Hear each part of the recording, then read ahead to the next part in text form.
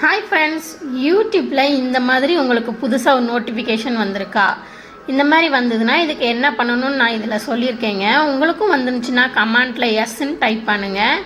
அது ஒன்றும் இல்லைங்க, ஃபோனை எப்போவுமே ஷார்ட்ஸ் பார்ப்போம்லாங்க, அதே மாதிரி வச்சு பாருங்கள். நான் டைப் பண்ணுறேன், உங்களுக்கு பாருங்கள். youtube.studio.com டைப் பண்ணி அதில் இந்த லாகின்கிற பட்டன் அமுக்குனீங்கன்னா நம்மளுடைய சேனலுக்குள்ளே டேஷ்போர்டுக்குள்ளே போகுங்க. அதில் பாருங்கள், டாப்லேயே ப்ளூ கலரில் இந்த மாதிரி மெசேஜ் வந்திருக்கும். அது என்னென்னா ஒன்றும் இல்லைங்க, பயப்படுறதுக்கு ஒன்றுமே இல்லை. இது சிம்பிளாக எக்ஸ்பிளைன் பண்ணுறேன் பாருங்கள். தெரிஞ்சவங்களுக்கு இது பிரச்சனை இல்லை, தெரியாதவங்களாம் இருப்பீங்களா, அவங்களுக்காக தான் இந்த மெசேஜுங்க. மானிட்டேஷன் ஆன சேனலுக்கும் வந்திருக்கும், மானிட்டேஷன் ஆகாத சேனலுக்கும் வந்திருக்குங்க. நம்ம ஃபோனை இப்படியே ஸ்க்ரோல் பண்ணிகிட்டே வந்தோம்னா கீழே வந்து ஒரு செட்டிங்னு ஒரு ஆப்ஷன் இருக்குங்க. லெஃப்ட் சைடில் ஓரமாக கீழே இருக்கும்.